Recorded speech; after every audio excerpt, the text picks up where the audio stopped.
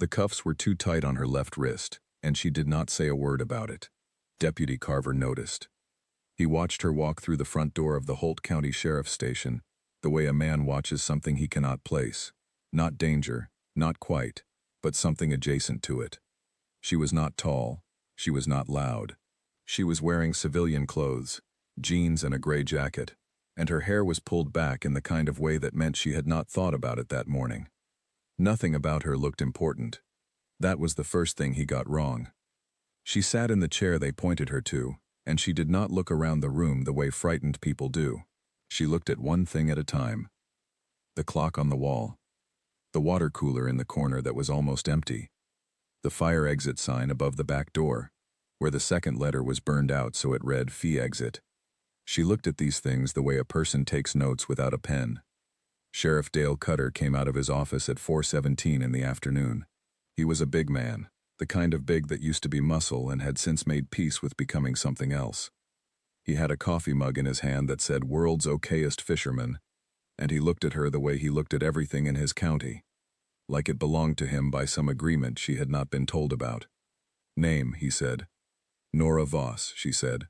He looked at the paper on the desk. We've got it as Nora Ross. It's Voss. He wrote something. He did not correct it. She watched his hand and said nothing. You want to tell me what you were doing on private land out by the Aldridge Road perimeter? He said. I'd like to make a phone call first, she said. He looked at her for a long moment. Then he laughed. It came out of him easy, like he had been holding something light and just let it go. It was not a mean laugh. That was the worst part. It was the laugh of a man who found something mildly funny the way you find a wrong answer mildly funny. Like her request was a small mistake she had made without knowing the rules. You'll get your call, he said. When we're done here. She did not repeat herself. She folded her hands in her lap, right over left, and she sat the way she had been sitting since they brought her in. Straight, still, not performing anything for anyone. Deputy Carver was watching her from across the room, and he had the strange feeling she was aware of exactly how far away he was standing. The land is posted, Cutter said. You crossed a fence line, the owner called it in. What is the name of the owner, she said. Cutter smiled. That's not your concern right now. It will be, she said. She said it simply, without weight, like she was noting something factual about the weather. Cutter set his coffee mug down. He studied her face. She gave him nothing to work with. No fear, no defiance, no attempt to charm him out of the situation. Just attention. The quiet kind that takes up more space than a raised voice. Where are you from, he said. Currently based in Virginia, she said. Currently. He repeated the word back like it amused him. What does that mean, currently? It means the answer changes depending on the assignment, she said. He pulled out the chair across from her and sat down, which was a thing he usually only did when he wanted to seem like he was making an effort. You military? He said. I'd like to make a phone call, she said again. He laughed again, shorter this time. Lady, you are in my county. You are sitting in my station, and you were found on private land that sits adjacent to a restricted federal installation, so you're going to answer some questions before you make any calls. She looked at him, not through him, at him, like she was filing something away. Deputy Carver refilled his own coffee, and noticed his hand was doing a thing he did not entirely understand, moving carefully, the way you move when you do not want to make sound in a room where something is happening that you have not figured out yet. Cutter leaned back in his chair. Who are you here to see? She said nothing. What were you looking for out by that fence line? She said nothing. You got ID on you besides a driver's license? She said nothing. He stared at her for a long moment. Then he stood up, picked up his coffee mug and said, All right, we'll do this the slow way. He nodded at Carver. Process her. Put her in holding. Carver walked over and she stood before he got to her, which meant he did not have to pull her up, which he had been vaguely grateful about without quite knowing why. He walked her toward the back. The cuffs were still too tight on her left wrist, and he thought about saying something and did not. She walked through the door into the short hallway that led to the 2 holding cells, and she looked at the second cell's latch as she passed it, and at the angle of the camera mounted in the upper corner, and at the distance between the camera and the door, and she looked at all of this the way a person looks at a map they have already memorized. He put her in the first cell and locked it. She sat on the bench and put her hands on her knees. The fluorescent light above her buzzed on a note that was a little flat, the kind of sound that after 20 minutes would begin to feel like something pressing against the inside of your skull. She did not seem to notice it. Or she noticed it and had decided it was not worth acknowledging. Carver stood outside the cell for a moment longer than he needed to. "Can I get you something?" he said. He was not sure why he asked. He had not asked the last 3 people they had held this month. She looked up at him. "Paper," she said, "if you have it." "To write something?" "Yes," she said, which was not exactly a lie. He went and got her a few sheets from the printer tray and slid them through the bottom gap of the cell door. She took them and thanked him with a small nod. He went back to his desk. He could hear Cutter on the phone in his office, his voice low and deliberate, the way it got when he was checking something with somebody and did not want the checking overheard. Carver picked up a report he had been meaning to finish and stared at it and did not read it. In the holding cell, Nora Voss took one of the sheets of paper and began to fold it. Her hands moved without hesitation, crease after crease, each fold precise. She had done this before, in other rooms, on other days when the waiting was the whole work. There was something focused about the way she did it, something that said she was not folding paper to pass the time. She was folding paper to stay level, to keep her hands engaged while the part of her that did the real thinking ran through everything quietly. Cutter came out of his office. He looked at Carver. "Her ID's clean," he said, like this disappointed him. "Then what are we holding her for?" Carver said. Cutter picked up his coffee. "The land she was on," he said. "The owner wants to press trespass." He paused. "We'll hold her until the morning paperwork's filed." Carver nodded. He did not say what he was thinking. What he was thinking was that trespass at the Aldridge Road perimeter was unusual because in 14 years of working this station, he had never seen anyone on that land. Not lost hikers, not local kids, not hunters who missed a boundary marker. The land was flat and exposed, and there was nothing out there worth being, unless you were specifically interested in what sat half a mile beyond the fence line. And what sat half a mile beyond the fence line was a federal installation that officially provided atmospheric monitoring for the region. Carver had grown up in this county. He knew people who had worked the support contracts out there. He knew that atmospheric monitoring did not require the kind of security presence that place ran 24 hours a day. He had never asked about it because in this county, you learned early which doors you did not knock on. He looked back at the hallway that led to holding. In her cell, Nora Voss had finished folding the paper. She set the small paper crane on the bench beside her and looked at it for a moment. Then she looked at the camera. Then she looked at the door. She had made the phone call before they brought her in. She had been very specific about the timing. 47 minutes, she had said. "Give me 47 minutes before you move." She looked at the clock they had on the wall at the end of the hallway, visible through the cell bars. She had 31 minutes left. She sat back against the wall. She breathed steadily. She thought about the fence line, and what she had seen from it, and what it meant, and how long it had taken her to get here, and the weight of all of that did not show on her face at all. That was the thing about Nora Voss. The more something mattered, the quieter she got. The second hour in a holding cell does something different than the first. The first hour has urgency in it, the way the beginning of a problem always feels like it might still resolve quickly. The second hour is when a person learns the truth about their situation, which is that it does not care about their schedule. Nora did not fight the second hour. She let it arrive the way you let weather arrive. It was coming regardless of what she did about it. Deputy Carver brought her coffee at the 30-minute mark of that second hour. He pushed the plastic cup through the slot in the door and said, "It's not great." "Thank you," she said. She drank it. It was bad, in the specific way of a machine that had not been cleaned since the previous year. Bitter with something underneath the bitterness that tasted vaguely of old rubber. She drank it completely and set the cup on the floor beside her feet. Carver had not left yet. He was standing at a careful distance from the cell door, his shoulder against the wall, like he was not quite there on purpose. She looked at him. "How long have you worked here?" she said. He seemed surprised that she asked. 14 years, he said. "Do you like it?" He thought about that longer than the question seemed to require. Some days, he said.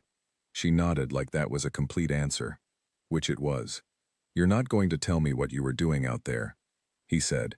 It was not really a question. No, she said. Because you can't. Or because you won't. Because the people who need to know already do, she said. He looked at her. He had a good face for listening. The kind that stayed still, without going blank. The sheriff thinks you're a reporter, he said. One of those investigative types who goes looking for a story. What do you think? She said. He was quiet for a moment. I think if you were a reporter, you would have said so by now. It's usually the first card they play. She said nothing. I also think, he said. And then he stopped, and she waited, and he finished. I think people who fold paper cranes while they're being held for questioning have been in rooms like this before. She looked at the crane on the bench. She looked back at him. You should go back to your desk, she said. It was not unkind. He nodded once and walked back up the hallway. She heard Sheriff Cutter's voice from the front. Louder now, something about a vehicle situation on Highway 9. The ordinary traffic of a small county running its ordinary business. The station had that quality that all small stations have in the late afternoon. That sense of the day winding down into routine. Calls logged, coffee finished. The light coming through the front windows going from white to a pale orange. None of it was her concern. She tracked it anyway. At the 40-minute mark of the second hour, she stood up and walked to the cell door. She wrapped her hands around the bars at shoulder height and looked at the hallway and the visible slice of the main room beyond it. She could see the edge of Carver's desk. She could see the corner of Cutter's closed office door. She could see the front entrance, where the afternoon light was doing that orange thing now, lying flat across the floor. She looked at the car in the parking lot. It had pulled in 4 minutes ago.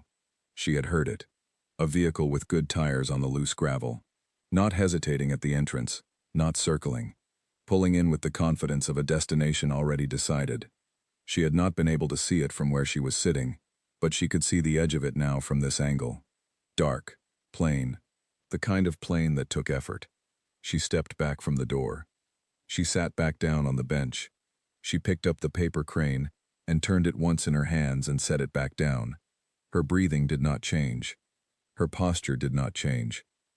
But there was something in the quality of her stillness that was different now. Less like a person waiting, and more like a person ready. The way a runner looks in the second before the start is called. She heard the front door open. She heard Carver's chair push back from his desk. She heard Cutter's office door open, which was unusual, because Cutter had not opened that door once in the past hour. She heard a voice she recognized. Low, even, with that particular cadence that came from years of speaking in rooms where what you said had consequences. Not loud. Never loud. Then she heard Cutter's voice. And for the first time all afternoon, it sounded like something other than a man who owned the room he was standing in. She heard footsteps and a door, and someone saying something she could not make out. And then she heard the footsteps again, closer this time, coming down the hallway toward Holding. And she kept her hands on her knees and her back straight, and she looked at the door, and she did not smile.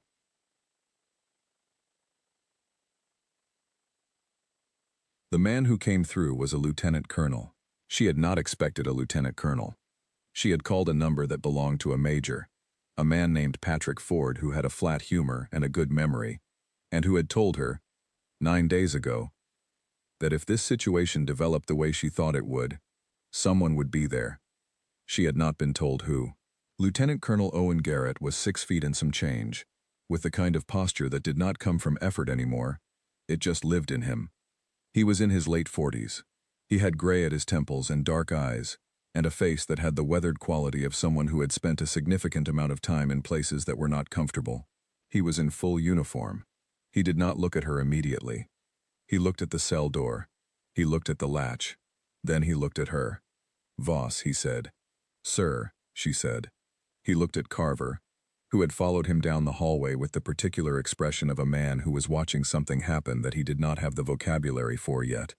Open this, Garrett said. I need to get the sheriff. Carver started. Open it, Garrett said. Same volume. Same tone. It was not a different kind of request. It was simply the same request delivered by someone who had never in his professional life needed to repeat himself twice. Carver got the keys. Garrett looked back at Nora while the lock was being turned. "You all right?" he said. The question was clinical, not warm. The way a doctor asks it, meaning are you functional, not meaning how are you feeling. "Left wrist," she said. He looked at it. The cuff mark was clear, red and indented. He said nothing about it, but she saw his jaw do something small and tight. The cell door opened. She stepped out. She did not rub her wrist. She tucked both hands into her jacket pockets, which was as close as she came to acknowledging it. "Your gear?" Garrett said. "Logged at the front," she said. They walked back up the hallway together. Carver followed at a distance that said he was not sure whether he was supposed to be following at all.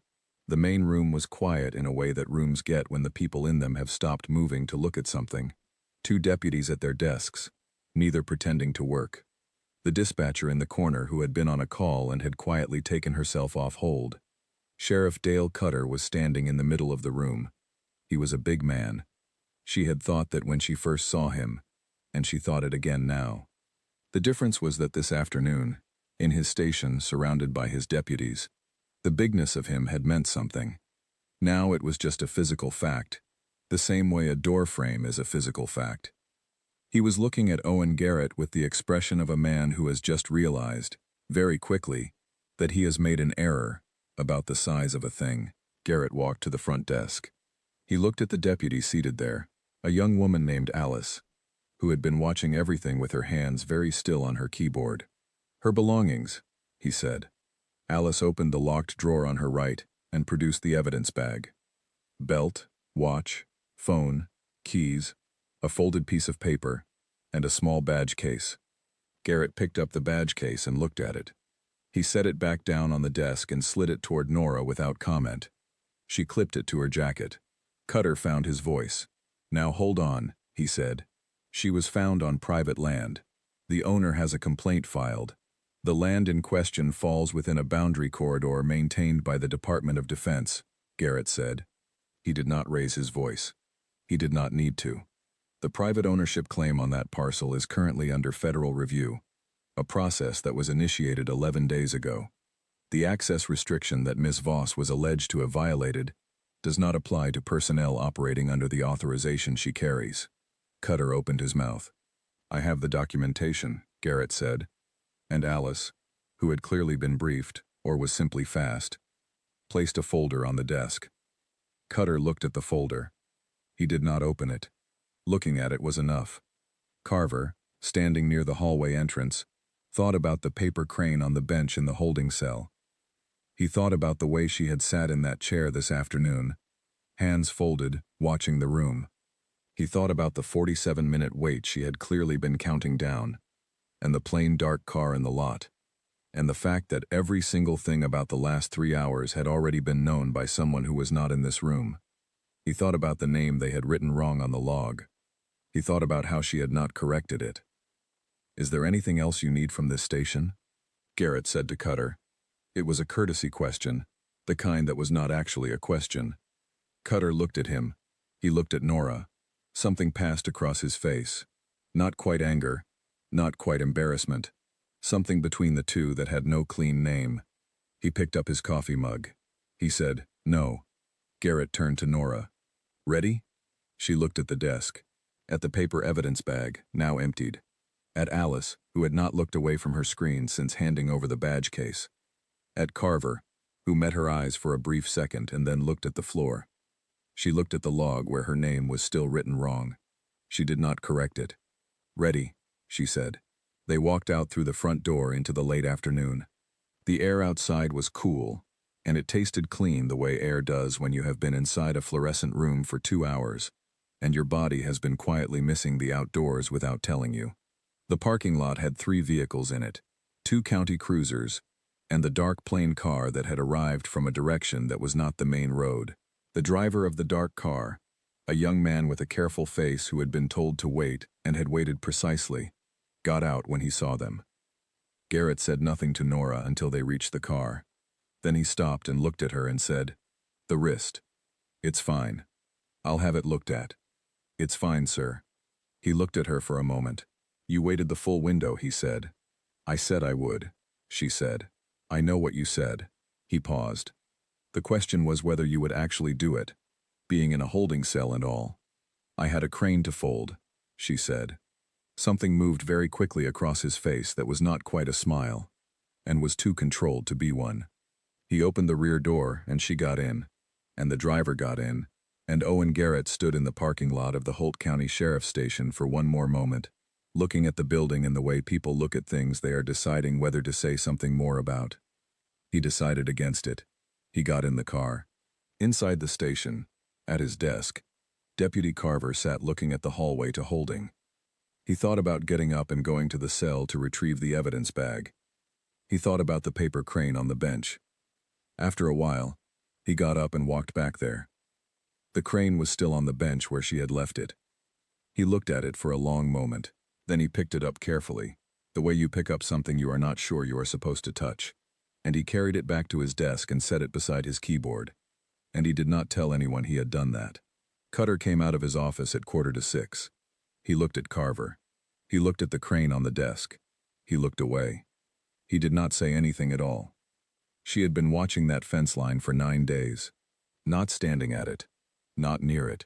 She had been watching it from the tree line 300 meters back, with equipment that made 300 meters feel like 3, and she had been watching it in shifts of 4 hours on and 4 hours off, alone, in a hide she had constructed on the second day from materials that were native to the terrain, and that would not look like anything from the air. Nora Voss was 34 years old. She had been doing this specific kind of work since she was 26, when she had been recruited out of a federal investigations unit by a small office that had no name on its door and a budget that did not appear in any document available to the public. She had worked 11 operations in 8 years. She had been in 4 countries that she had officially never visited. She had been cold, tired, wet, bruised, and on one occasion in a situation in Eastern Europe that she did not think about before sleep, truly afraid. She had learned, over the years, how to be patient. Not the ordinary kind of patience that people learn by waiting for good things. That kind is easy, because it has hope in it. The kind she learned was operational patience, which is the ability to do nothing useful and produce nothing visible, and still be certain that what you are doing is exactly right, for exactly as long as it needs to take. 9 days in a hide, in the woods, adjacent to a federal installation that officially monitored the atmosphere, is a long time to be certain you are doing the right thing. She had been certain. What she had seen from that tree line, catalogued in a series of notes written in a code that used no numbers and no names, was a pattern of activity that did not match any atmospheric monitoring operation, no matter how broadly you defined the term.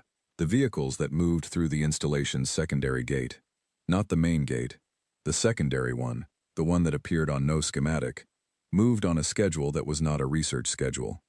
Research schedules are driven by data and weather, and the natural rhythms of scientific work. This schedule was driven by something else, something that arrived and departed in components, something that required the kind of security presence that does not get assigned to weather equipment. On the 7th day, she had moved closer. Not to the fence line, to a position that was not the fence line, but was close enough to it, that a person driving along Aldridge Road and looking at the right angle at the right moment would have seen her as being on or near it. That was not an accident. She had made the call on day 7, from a phone that was not her primary phone, to a number that routed through 3 different exchange points before it arrived at Patrick Ford's desk. She had spoken for 90 seconds. She had given him a single data point, not the full picture, not yet. And she had told him what she needed and when she needed it, and she had been very specific about the 47 minutes. Ford had listened and said, "You know what you're asking for?" "Yes," she had said. "And you're sure?" "I'm sure," she had said. He had been quiet for a moment. Then he had said something that she had not expected, which was, "Owen will come himself."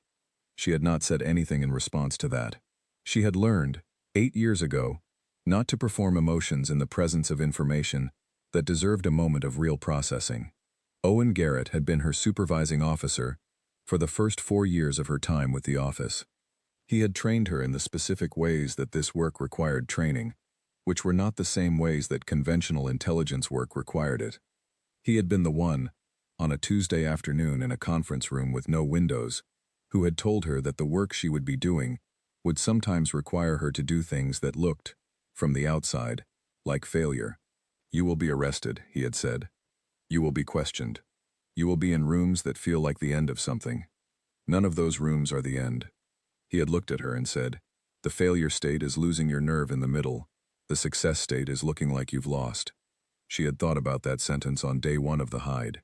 She had thought about it again on day 4, when the rain had been persistent, and the ground was cold, and she had eaten her 3rd consecutive meal of field rations, and she had allowed herself exactly 3 minutes to feel sorry about all of it before putting it away. She had thought about it in the holding cell, watching the camera, counting down minutes. On day 9, she had crossed the fence line. Not because she needed to get closer, because the fence line was the point. Crossing it on her terms, at a time she had chosen, at an angle that would be visible to the installation's external monitoring, while simultaneously being visible from the road. That was the operational moment she had been working toward. The 9 days in the hide were not surveillance. They were preparation for 47 minutes in a room that smelled like bad coffee, and the specific damp of a building where people spend too much time indoors. She had needed them to arrest her. She had needed to be in that station. She had needed Cutter to log her name wrong. She needed the receipt. In the car, heading back toward the federal installation on the other side of the county, Owen Garrett sat with a folder on his knees and did not open it. The driver, whose name was Cole, kept his eyes on the road, and his speed exactly legal. The countryside moved past the windows, in the way countryside does at 5 in the afternoon, fields going golden, and the sky doing something complicated with the light. Garrett looked at Nora. Tell me what you have, he said. Secondary gate, she said. 41 vehicle movements in 9 days. Not standard rotations. Component deliveries. You have this logged? Yes. On you? She reached into her jacket. He stopped her. Not in the car, he said. She left her hand where it was and nodded. The installation commander, Garrett said. Do you know who it is? Lieutenant Frank Hale, she said. 11-year installation record. No flags on the standard reviews. Clean. And you don't think he's clean? Garrett said. I think he is clean, she said. I think he doesn't know what's moving through his secondary gate. Garrett looked out the window for a long moment. The fields continued. A hawk was doing something slow and patient over a fence line to the north. Then who does, he said. That's the question I came here to answer, she said. He was quiet. Then he said, You got arrested to answer it.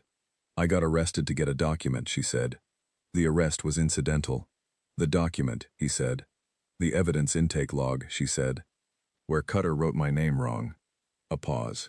The intake log at the Holt County Sheriff's Station, Garrett said slowly, is relevant to a federal investigation into an unauthorized program operating inside a DoD installation. The intake officer's secondary signature on that log, she said, belongs to a deputy county clerk named Warren Price.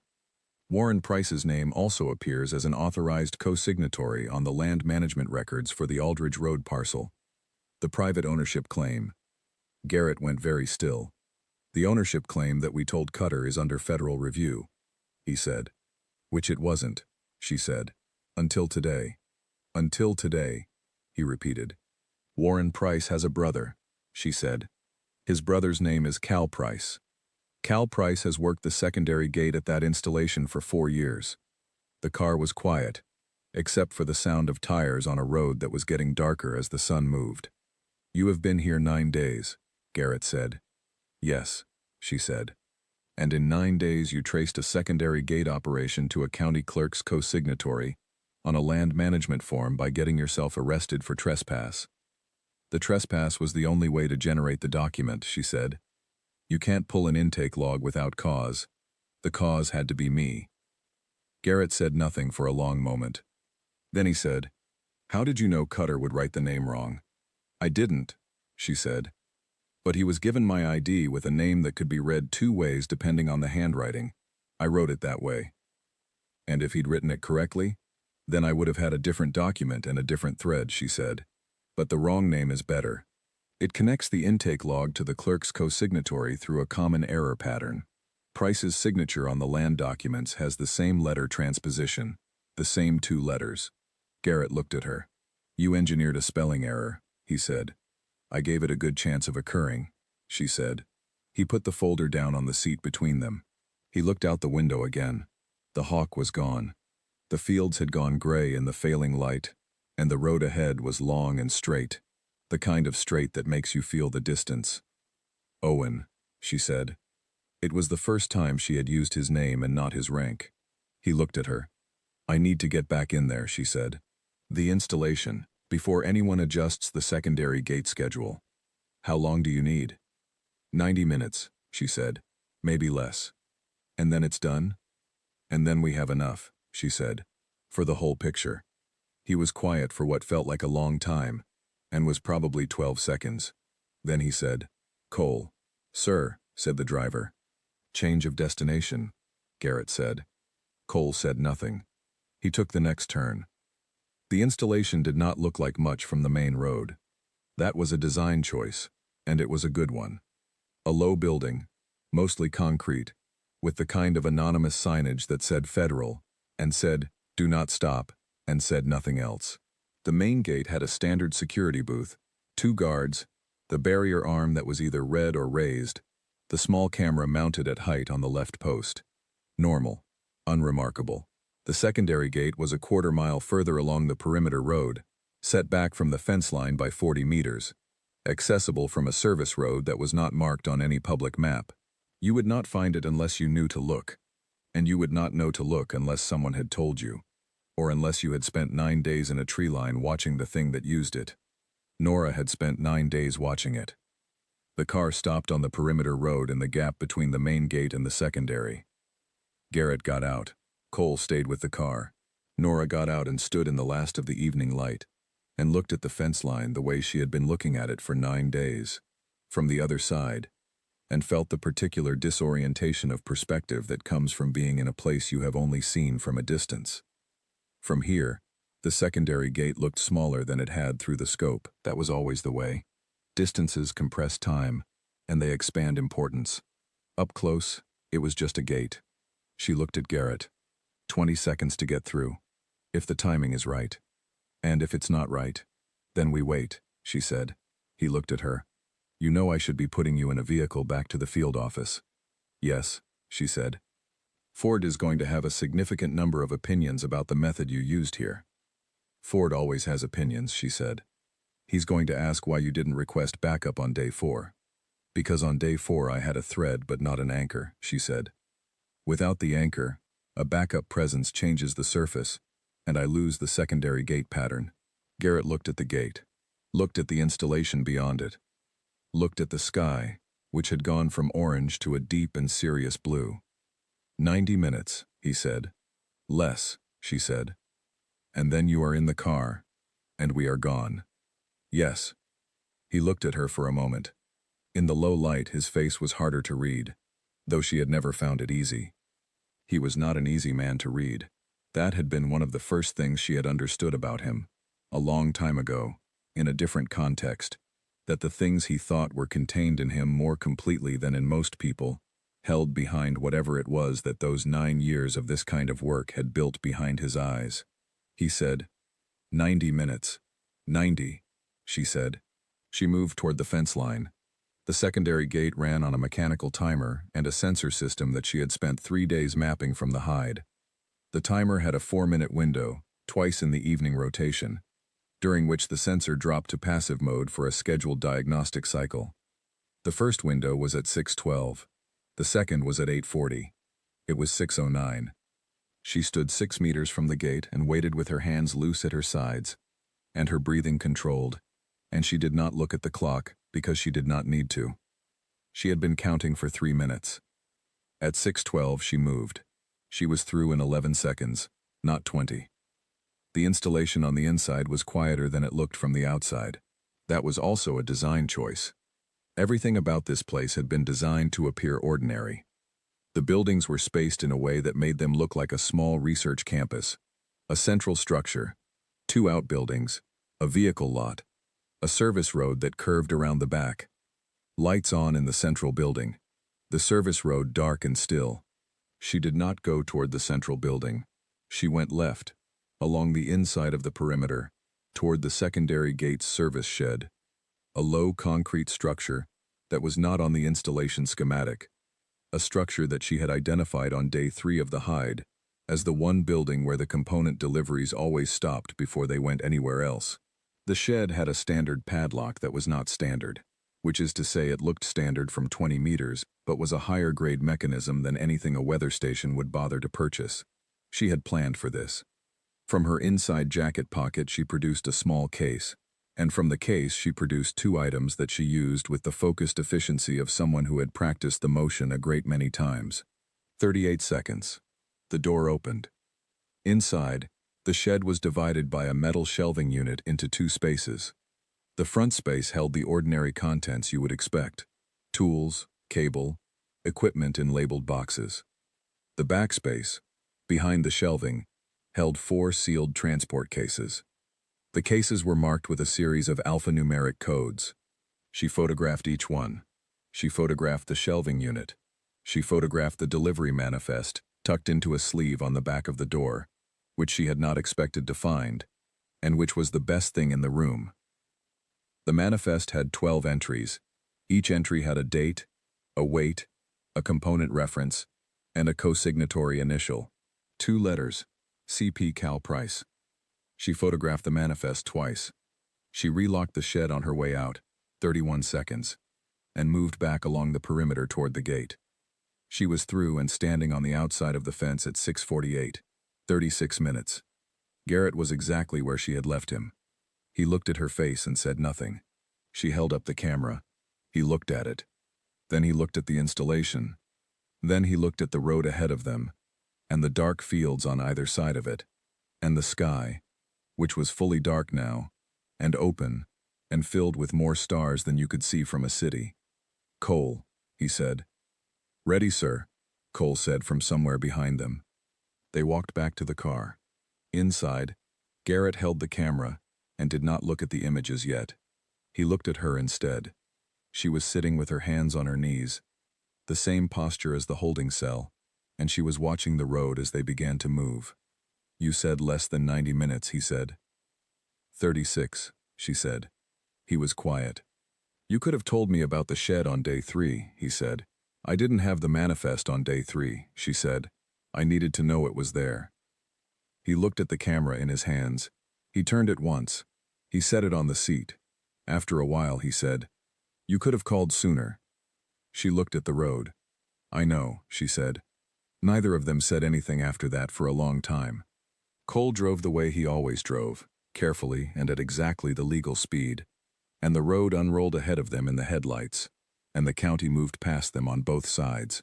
Its flat fields and its dark trees and its sleeping houses, and its one small station where a deputy sat at a desk with a paper crane beside his keyboard, looking at it and not quite knowing what he was looking at.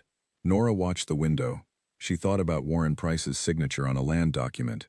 She thought about Cal Price's initials on a manifest in a shed that was not on any schematic. She thought about 12 entries, and the weight of what each one represented. She thought about Lieutenant Hale, who was clean, who did not know what was moving through his secondary gate, and what the next 48 hours were going to look like for him. She did not think about Cutter's laugh. It was not worth the space. She thought about the crane on the bench.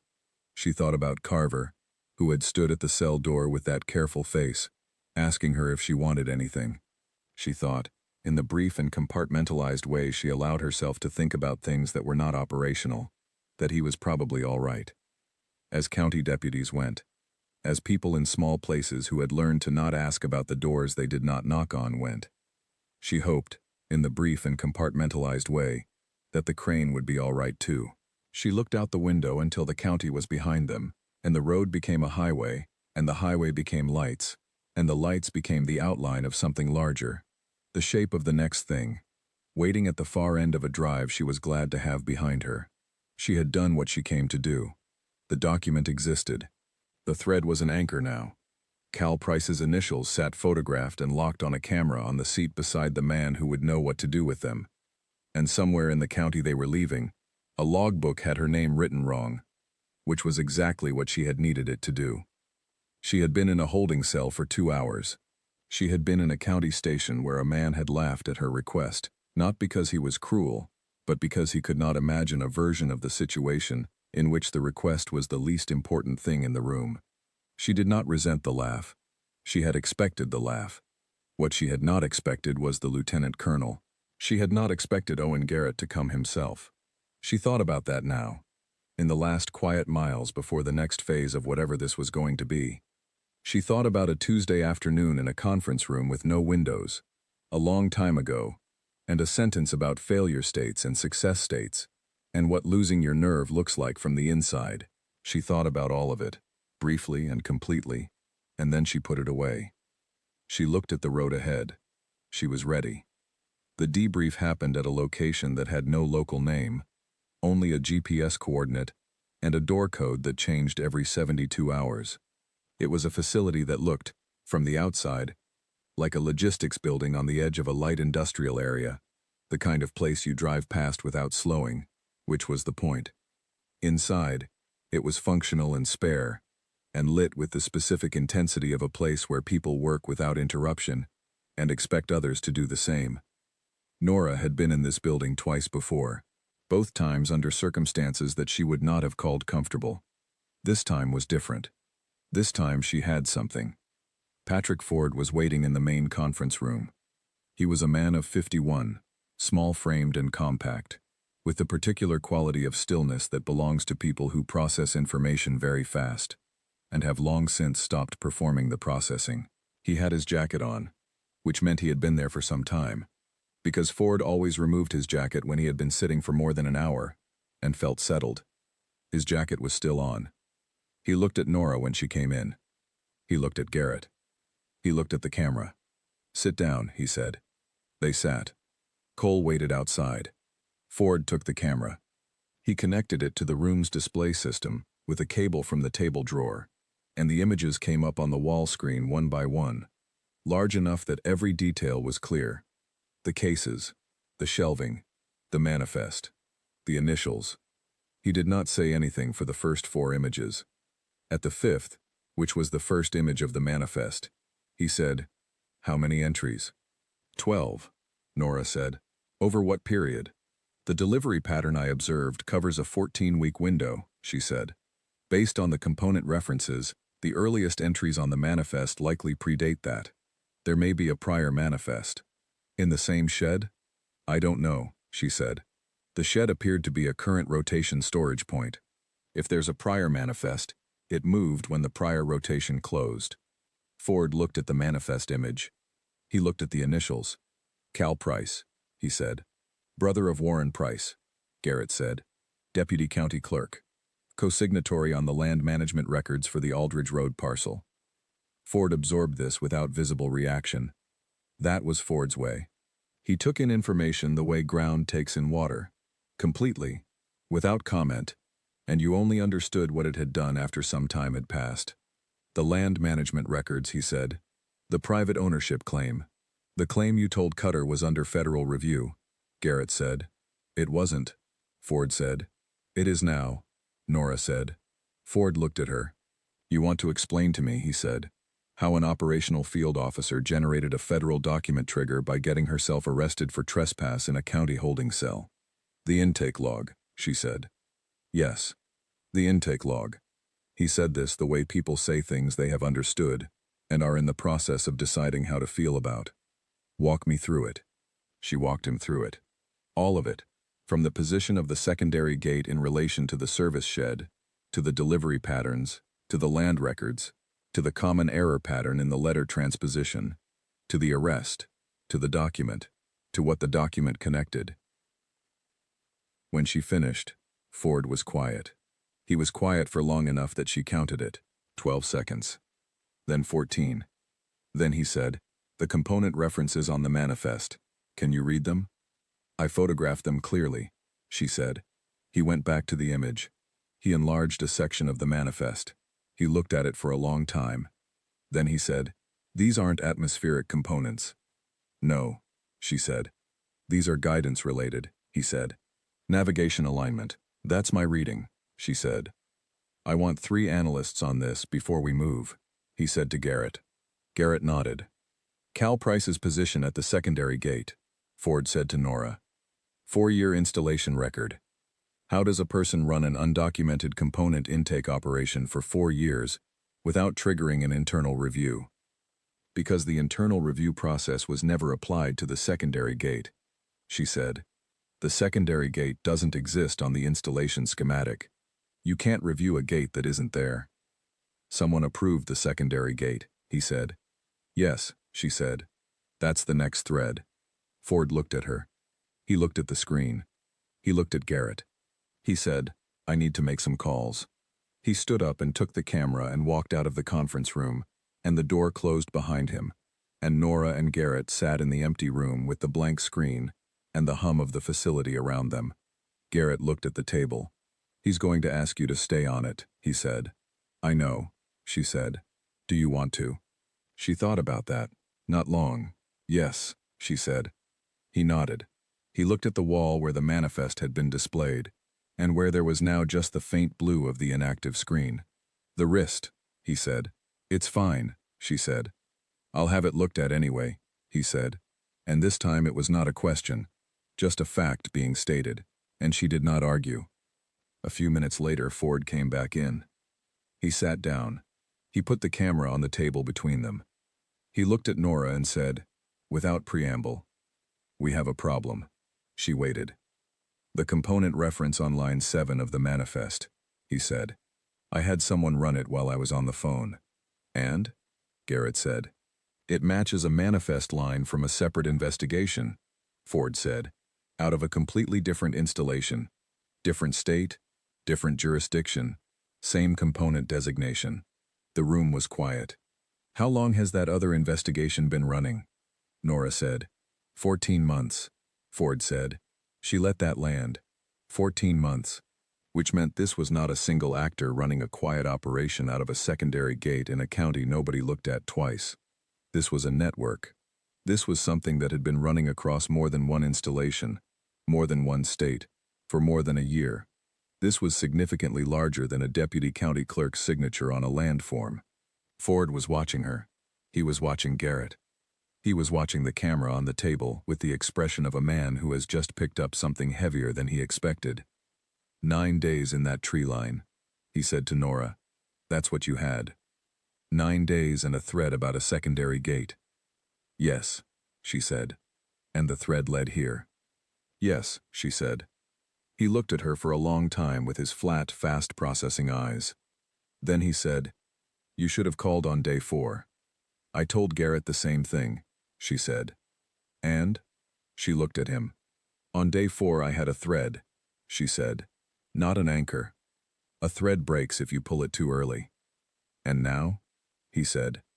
"Now we have 14 months and 2 installations and a component reference that connects them," she said. "Now it's an anchor."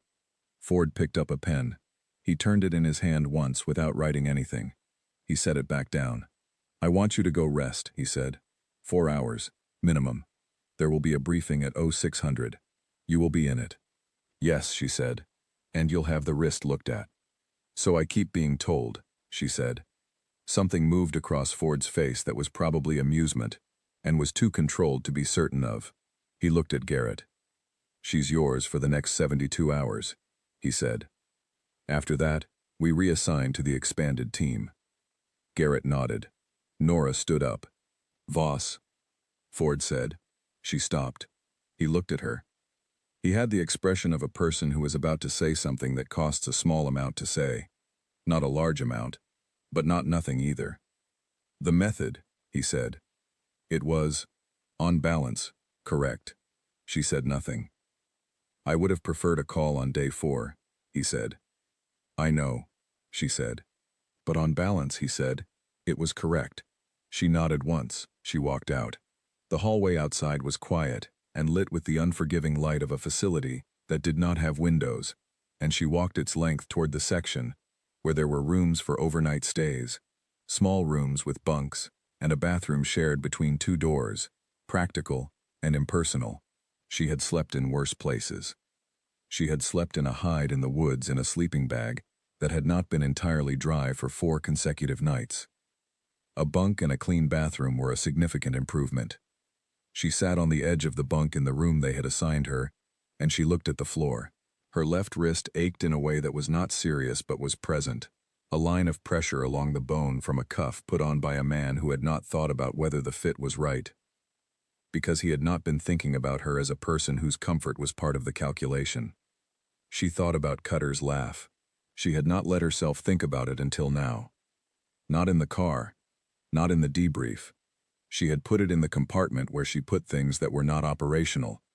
It was a specific kind of laugh. She had encountered versions of it before, in rooms where she was the only woman, in situations where she had presented credentials, and the credential was accepted, but some part of the acceptance was still conditional, still watched, still waiting to be proven out. The laugh said, in a language that did not use words, that her request was the kind of thing that applied to people the room had already decided mattered. She knew the laugh. She had met it many times. What she had not done, ever, was let it determine anything. Because the laugh was not the information. The laugh was noise around the information. And her job, the whole of her training, the whole of the 9 days in the hide and the 91 hours before and after them, was to move through the noise to the signal. The signal was the intake log. The signal was 12 entries on a manifest in a shed that was not on any schematic. The signal was 14 months of a parallel investigation that she had just connected to this one with a single component reference number. She lay back on the bunk. She looked at the ceiling. Tomorrow, at 6 in the morning, she would sit in a room with Patrick Ford and Owen Garrett, and 3 analysts she had not met, and they would begin the work of following the signal through to wherever it led, through however many states and installations and secondary gates and manifests it required. She knew from experience that the follow-through was harder than the find. The find had the adrenaline of it. The follow-through was the long, patient work, the operational kind, the kind that did not have hope in it exactly, but had a different thing that looked like hope from the right angle. She was good at that work. She was better at it than she was at most things. She thought about Cal Price, who had been signing his initials on manifests for 4 years, in a gate that did not exist on any schematic, and who had not, apparently, expected anyone to look. She thought about Warren Price, who had co-signed a land document that had been designed to keep a perimeter quiet. She thought about the chain of people who had decided that the secondary gate was safe because it was not on the map. People always forgot that the map was not the territory. She closed her eyes. In a county 4 hours behind her, at a desk in a small station, Deputy Carver was ending his shift. He put on his jacket. He looked at the paper crane beside his keyboard. He picked it up. He held it for a moment. Then he put it in his jacket pocket, careful not to crush it, and turned off his desk lamp, and walked out into the night. He would not learn, ever, what the afternoon had actually been about. He would not know the name of the office Nora Voss worked for, or what she had found in 9 days in a tree line, or what the crane had meant to her, or whether it had meant anything at all. He would have the thing he had taken from the cell, and the memory of a face that had told him nothing, and the small nagging certainty that he had been present at something real, without being able to name it. Some things are like that. They pass through places and leave behind only the impression of having mattered. And the people in those places carry that impression for a long time without knowing why. The night in the county was cold and clear. The station sat quiet under its parking lot lights, and Aldridge Road was dark, and the fence line was dark, and the secondary gate stood in the dark, and the diagnostic cycle ran, and the sensor reset, and the installation went through its night routine, with no awareness that anything had changed. But things had changed. Somewhere in a facility with no windows, an analyst was running a component reference through a database and finding a match. Somewhere Patrick Ford was on a second phone call. Somewhere Owen Garrett was looking at a series of images and drawing lines between them on a page, the old-fashioned way, because he had learned years ago that the act of drawing the line was sometimes the act of understanding what the line meant. And Nora Voss was asleep. She slept the way she did everything else, completely, without residue. with the lights on because she had not bothered to get up and find the switch. She slept 4 hours and 20 minutes, which was what her body required and not a minute more. And when she woke, she was already thinking, which was also the way she did everything else. She sat up. She looked at her left wrist. The mark was still there, fainter now, a line that would be gone in a day. She got up. She went to the door. She opened it. Down the hallway, the facility was already moving. She could hear voices, the particular cadence of a room getting ready. She could smell coffee, the real kind, not a machine. She closed the door behind her and walked toward the sound. She was ready. She had been ready since the second she folded the first crease of the crane.